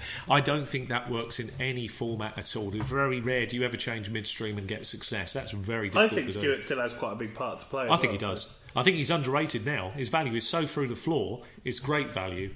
So here's my prediction for McCaffrey. Especially if you, like you say... Be very careful with McCaffrey this season. Don't get me wrong, there's a very reasonable chance McCaffrey does better, as well as some experts predict. But I'm going to tell you now, I'm not expecting higher than 160 for his first year, and I wouldn't be surprised if it was only 120 or 130. And that will feel like you've been robbed. He's going in at the value. He's going in 30. Jonathan Stewart's going 94. Yeah, I'd take Jonathan Stewart. But he is climbing 11, so there's obviously other people. I am being very cautious with McCaffrey because it is a round peg in a square hole, and I'm advising people to be a little bit cautious with their upside here. This could be your first player out in round 3, another player you want to lock. Can you be certain he's going to do that? You can't. Okay, well, let's move on. New Orleans Saints. Obviously, still got Breeze. He does it every year, doesn't he? I mean, again, if anybody takes a Breeze very early on, whether it's Rodgers, Breeze, Luck, Tom Brady. He lost Brandon Cooks, but I get the feeling he didn't really like him that much. No, there was issues. Obviously Thomas is wide receiver 1. Snead could be a sneaky value pick. Very good value. Super Ted Ginn coming in. Well, any time that you have a quarterback that's going to give, every year. I mean, he's one of the very, there's been 10 seasons of 5,000 yards, and he owns 4 of them. I mean, it says it all about Breeze. I mean, he's just amazing. And somebody's got to get those yards, so that makes all of these guys relevant. Snead's never let anyone down. They're very relevant. Every single one of these players could have fantasy value, and they're going. Some of them are going late, which is crazy. He might be crazy value as well. Yeah. Kobe Fleener, a second year. Oh, very much in this offense, absolutely. I mean, he could end up with top 5 tight end numbers, which nothing excites me about the Titans at all this year. But that is nothing wrong with that. When you've got someone like Breeze, the targets have got to go somewhere. Exactly. I've no problem with any of these players. I mean, offensively, they're all fantasy relevant. Let's put it that way. Right. The $1 million question is the running backs. Yeah, I bet it is. Who should I draft? Ingram, AP, Alvin Kamara? I've given this a lot of thought, okay? It's a tricky one, isn't it? Yeah, I've given it a lot of thought, and I have to, I really had to think about this one because there's lots of pros and cons of all the 3 of them. And I come back to the one thing I was almost about to do and then realised I shouldn't do it. And this is it. Every time I've doubted Adrian Peterson, I've been wrong. I'm going to back Adrian Peterson. I believe Adrian Peterson has one more elite year left. I think this is it because this is the perfect offence for him. This is a high-powered offence. He's never had this. His ADP for Peterson is slowly climbing because people are also getting on board with this.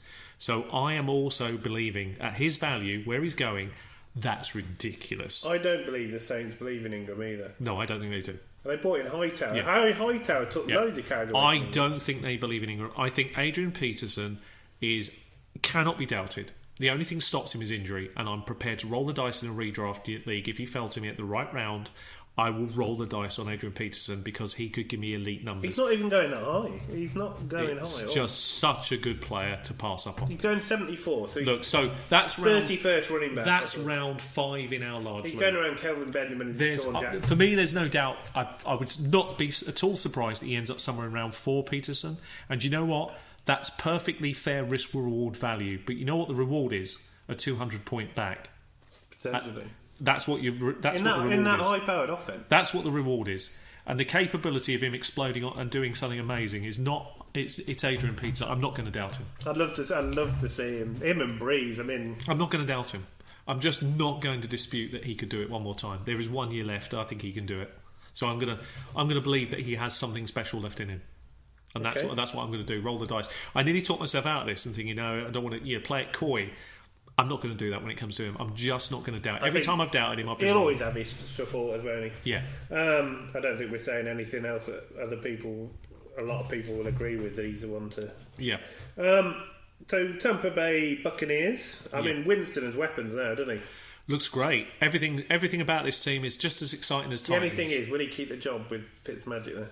Well, I know it's tough. He's going to have to fight him off in training camp and everything else. So obviously, Fitzmagic is that kind of player. But in all truthfulness, it won't be an issue. Unless It's not gonna be an issue. Pick QB by beard size. Yeah, I think what we're looking at is Jameis Winston is how many people come in and throw for 4,000 yards as a rookie. We talked about Dak Prescott doing it and what Winston did in his second year. I mean, just look at the guy. I mean, they've surrounded him with weapons. I mean, he looks fantastic. I mean, Mike Evans, Deshaun Jackson. Look at Chris Godwin, the rookie. Yeah. You've got Adam Humphries who can come in and do a job. You've got two great. Well, you've got a rookie OJ Howard at tight end. Looks Cameron amazing. Brate who had a breakout year last year. But look what you do. You can put both of them in certain sets, and you've got the potential of rolling one off the line. You don't know which one to mark. I mean, it's so difficult covering tight end anyway.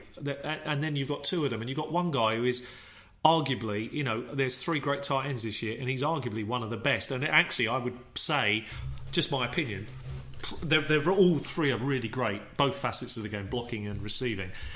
It probably is the best blocker, possibly the best receiver. They've got the best man, and I like what this is going to do for their offense, running wise and receiving wise. They're actually quite an exciting team again. They are really, really good. I mean, I didn't think I'd be talking about Tampa Bay in any kind of excitement 3 or 4 years ago. Now Evans, you can throw it to double coverage, and he'll still come up the guy is elite. Evans is worth his pick every time. I mean, look where he's going in ADP. Right, he's going about 7th actually off the board. Evans, and he's that kind of player that if I was.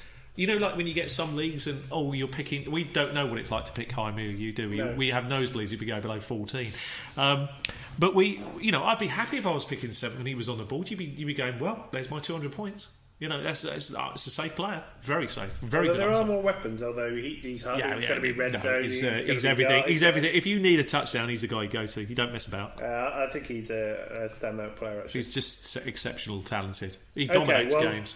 What isn't easy is the running back situation. No, I think it's easier than you think. I think Doug Martin. Not for the first 4 weeks. Well, not for the first 4 weeks. I think Doug Martin has done everything right.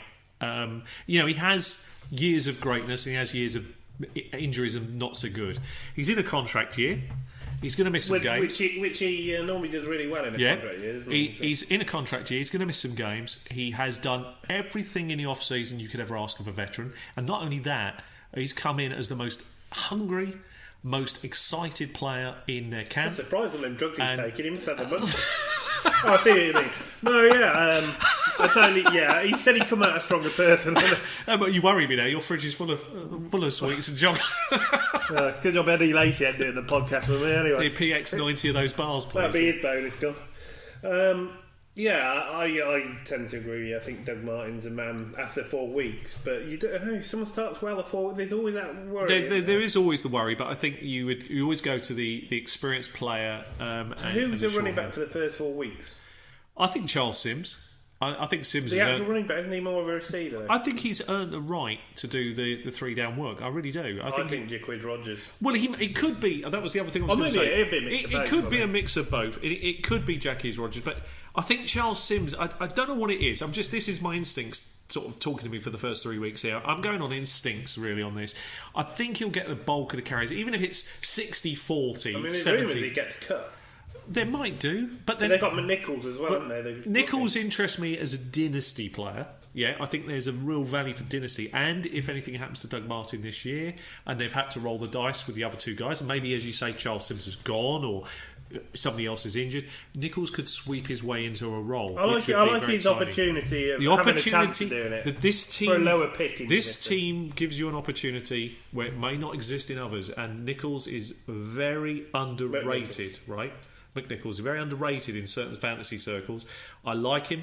I think there's an opportunity, and if the stars align, maybe even something for this year. I just temper it. Dynasty, I think, is a great pickup because you just don't know what's going to happen. And I think he's great for that. Because Doug Martin's in a contract year. Anything could happen. He's missing 4 games. Yeah, so anything could happen. If he come back and then he got banged up, or he just didn't play, and then Nichols was rolled the dice a few weeks into the season and actually looked quite good, why would you need to worry about Martin? The vibes say Martin after week 4, don't they? Yeah. You've got to say the veteran will get the carries to start once he's back. Other than that, the other two players could get a mix of it, and then you'll just see what happens. I think of Jaquiz Rogers being old, but he's actually younger than mine. Oh, he's much younger than mine. Yeah, well, he's not much younger. But he's a couple of years. Anyway, moving on. Okay, yeah. Okay, well, let's move on to the exciting team. The Cardinals. Yeah. This is in the NFC West. Yeah. Obviously, we're probably looking at Carson Palmer's last year. Now, do you think... this is probably true, yeah. Do you think Drew Stanton will take over, or do you think they'll draft someone else next year? I think they have to draft someone else. I think that I was a bit surprised they didn't do that this year, really. They quite like Drew Stanton, though, don't they? They do. I was a bit surprised they didn't try and take a punch at someone over the last year or so. I mean, Carson Palmer's diminishing arm strength has been my biggest concern last year, and I'm not being horrible. He's a great quarterback. He'll always find a way to do things. He did last year. But it does have an impact on your fantasy values. He did have a problem. Was it his thumb? Yeah, he had an injury with his thumb. I don't know. But I got to say that the biggest problem I have this year is, like every year, like last year I really loved David Johnson, and this year I totally see why he would go number 1 or number 2 again. Totally understand that. But I've got a concern. Yeah, I'd say his injury chances for Mr. Johnson this year is much higher, because I wouldn't say it's higher than Bell though. No, I wouldn't say it's higher than Bell, but I think there's a greater chance of a bigger injury because you are going to have to now completely prop it up. I mean, just look at the kind of team they've got. Look, okay, you've got your elite wide receiver, okay, but the question is he? Would you say that their wide receivers are they still as relevant as they were even 2 years ago? I prefer Fitzgerald in PPR. Yeah, I agree with that. Yeah. And for the last 2 years, he's done the same thing. Started red hot. And then faded the last 8 weeks because Carson Palmer's arm strength... Yeah, so he starts well, think of it this way. So why was this? Not because people realised each of the 2 years that's been brewing this... Carson Palmer starts off like everybody at the beginning of the year. You're all healthy. As the year progresses, players who play any kind of length of games, you have knocks. We all have them. When you've played the game, you get a knock. And the tough players, they fight through the knocks. I'd always have a shoulder bruise, or I'd have a rib injury, or I'd have a problem with my hip, or you'd always have something. So you come in every week and you're banged up, and you kind of, when you're in the adrenaline of the game, you kind of forget it. But it's actually still there, and it affects you. It affects your throwing motion, affects everything about you, arm strength, affects the lot. And I suspect, as I've been saying for a while, Carson Palmer is on the downslide to the end of the career, and it's pretty noticeable. It was very noticeable last year, very, very noticeable at the end of the year, and I was very adamant that David Johnson is going to have to shield even more load this year. Now, the positive to that, of course, is he's bloody elite. I mean, no wonder we picked him number 1. We proved that was correct. We were right to spot it, and we were right to elevate him up there. And there's no doubt David Johnson deserves to go in the top 3. Absolutely does. You'll be happy with him, but there is a little flag. It's a small one. He could easily do the full 16 games, and you could come away and be looking at a player that's given you another massive year, and you've ridden your team to a final. However, you could also be looking at a player that's given you 8 or 9 or 10 great weeks, and then is injured, because there is now that concern of being... You are going to face more 8-man fronts, because I don't think Palmer... Yeah, but he can receive the ball out of the back. Yes, he can. But I'm just saying... He can do it all, can't he? He can, but I just think he faces just a bit more pounding. So if you're worried about him getting injured and you want to handcuff him... Yeah, you have to handcuff him. Who do you look at? This is problematic. Because they've got Kerwin Williams. He's okay, but he's a bit too... They've got a rookie, TJ Logan. Yeah. They've lost Chris Johnson. I don't think he's coming back. I haven't heard anything. Who do you pick up? If I have to take one of them, funny enough, I take the weaker guy, the Williams guy, because Kerwin Williams. Yeah, because I've seen what he can do, and they've used him before in playoff games, and they know what they've got in him, and he's more of a change of pace kind of player, or a relief kind of player, but he would be okay in that offense if you change the offense minorly. He'd be okay, but you do not replace. But can he carry a load? No, none of them can. And you do not replace a David Johnson the same way you don't really replace Le'Veon Bell. But Le'Veon Bell had a player who sat behind him who was perfect for the offense. See, Andre Ellington's no longer a running back. They're actually classifying him as a wide receiver. He's a really good player in any kind of league in terms of a late round flyer, because he'd be the guy that I would target if I was looking just in case.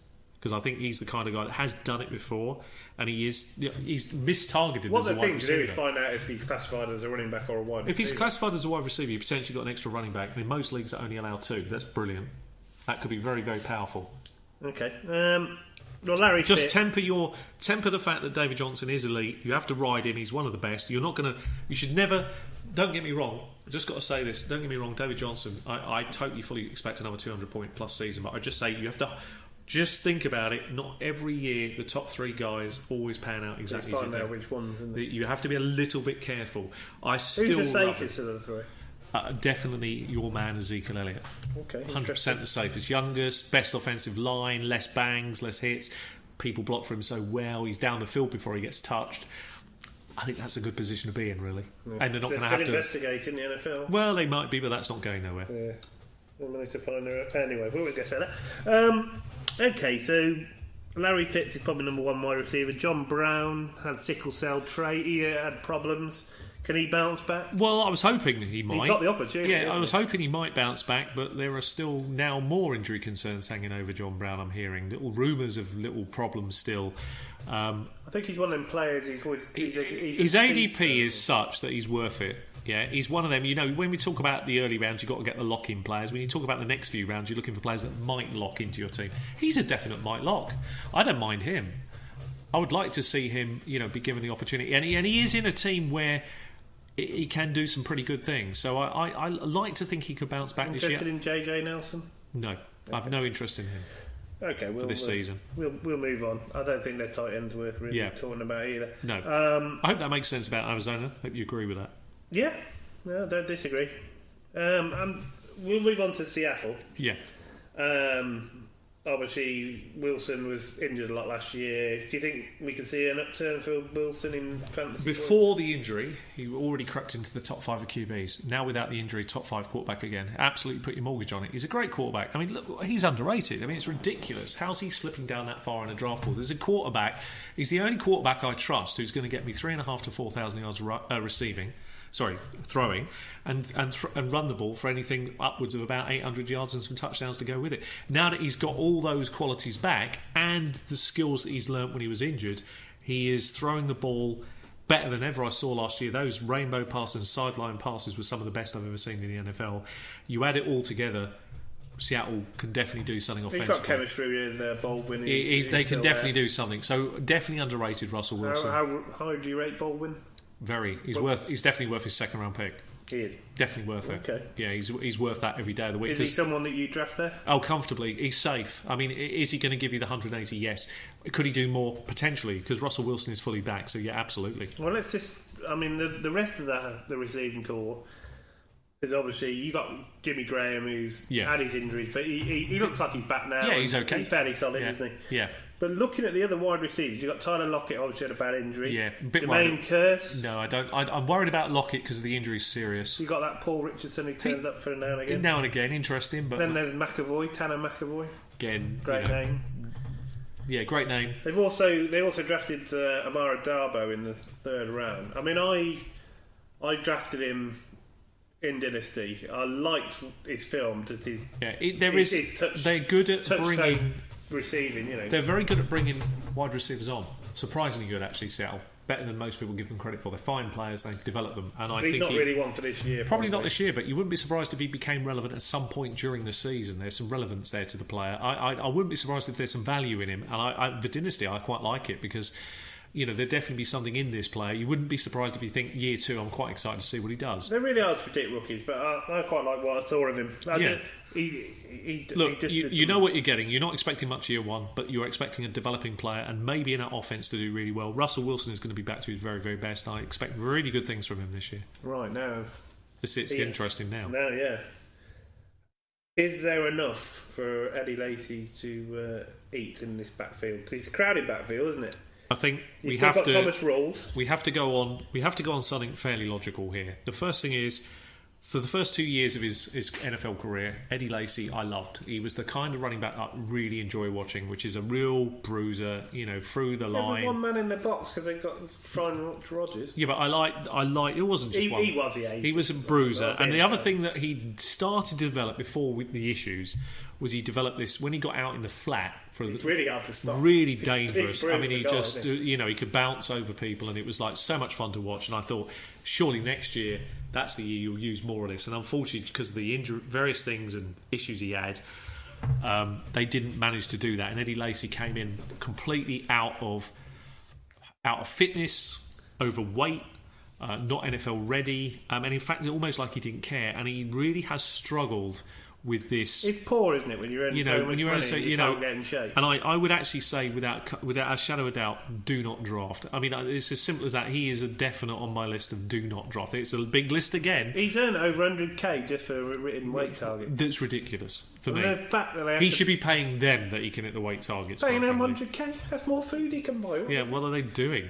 No, I am avoiding him like the plague. I have my suspicions on the backfield, what will happen, how it will shake out, but I don't think Eddie Lacy will be the one that leads it. Another sneaky player, CJ Proside. He's the man for me. Now, he's the guy that... But can he stay fit? Well, that's the big question mark. But where you're getting him is the risk and reward, okay? So, when we talk about upside and downside, you're not paying the ultimate premium price for him. He's low enough down the ranks that you can take a shot, and I actually think he could be the guy that sneaks through here and ends up with most of the work. It will be a bit of a committee, I think, but I think he's the guy to look for. Yeah, and I think Rawls is going to mix in as well. Yeah, he's going to have some carries. Pro size is going 113. Well, what's two wrong below with, Mike Wallace? Yeah, what's wrong with that deep down? Above Kenneth Dix and above Kareem Hunt. Yeah, I think that's fair. Probably about right. That's probably fair. It's the upside is massive, but there's also a chance. There's a huge risk, but you're talking about at that point of the draft where you're trying to find players that can lock into your top few. He's only going 5 below Latavius Murray, who's starting. I would take a punt at that point of any draft. He is in the right ADP range for me. I will take a punt on Pro Size and see how it pans out. It may be a wasted pick, but it's a pick. Talent, it's a pick I can afford at that point. It's not like I'm absolutely needing him, but I got a feeling he'll be relevant in that offense. You know why? Because they don't have the depth at wide receiver, and Pro Size is a great catching back. So I think he's going to be really good, and he could be a PPR monster actually. He could be really sneaky good. Or he could be nothing. He could be nothing. But I like him, so remember I have said I do like him. Yeah, well, I think we both like the talent. Yeah. And like you say, it's less of a risk if you're picking him down there. Oh, picking him down is no risk to me. That's fine. I'm happy with that. Okay, moving on to the 49ers. A really interesting team again. Loads of interest here. They've done some really good moves, haven't they? Yeah, it's fascinating what they're doing. Talk us through what you think first. Well, I think Hoyer will win the quarterback job. Pretty sure about that. Yep. I actually think he's a sneaky player. I think, in a Shanahan system, look what he did for Ryan last year. I think, this might be madness, but maybe it turns out to be really good. Could be a sneaky late round pick if you want a backup quarterback. Yeah, and I don't disagree with you. I don't disagree with that. We know like Carlos Hyde, but all the rumours out there, and they come from the camp because they did it in the draft. Yeah. Doesn't fit the system. No, he doesn't. No. If he's there, he'll be number one. You see, what I suspect will happen with Carlos Hyde is, they're trying to shop him. What we've seen with Carlos Hyde, if we're being honest, is the player has all the potential in the world, right? So you look at him, you look at his tape, look at what he can do, but he's fragile. And you think, wow, if this guy ever stays healthy, right, for 16 games, he'd be elite. He'd be right up in the top 3 or 4. What a player! And that's why people take him every year, because you think, look at the upside. However, he's never done it. And he has done it. He did it last year. 170 fantasy points is not. That's all right. He's not doing it in that round. It's not third great. Round, 170 points. Okay. In your metrics, that's better. It's okay. It does the job. And he didn't play every game. No. So you had games where he didn't play. He's glass. He's fragile. My point is, right, all the way through this, is I don't think that he's the right player for the right job this year at all. I didn't like him last year. Yes, you're right. It's just they put the rumours out, which makes you think they're trying to shop him. What do you think they're going to do? Because I think that if they can't shop him, he'll be their number one. Do you think he stays number one all year, or do you think actually it's a bit of a... If he's fit, I think he does, yeah. Or do you think it's a bit of a... Do you think it's a bit of a backfield where they sprinkle in a few touches for Joe Mixon here? Just a few. Joe Williams, sorry. If they give Joe Mixon, then they've got the wrong player. Yeah, they're doing something horribly wrong. Brian Hoyer they've somehow stolen the wrong player. That's amazing. Well done. They've still got Tim Hightower. He muddies backfields. They've got Joe Williams, the rookie. A lot of people touting him as the starter. I don't think he'll start. I think what they do is, I think like you've said, I think what happens is, I don't think they shop Carlside away. I'll be surprised if they do that. I think they ride him early season, but I think Williams gets used a bit. So I think it's probably a much higher split for Carlside. I think maybe something like 80-20, probably fair.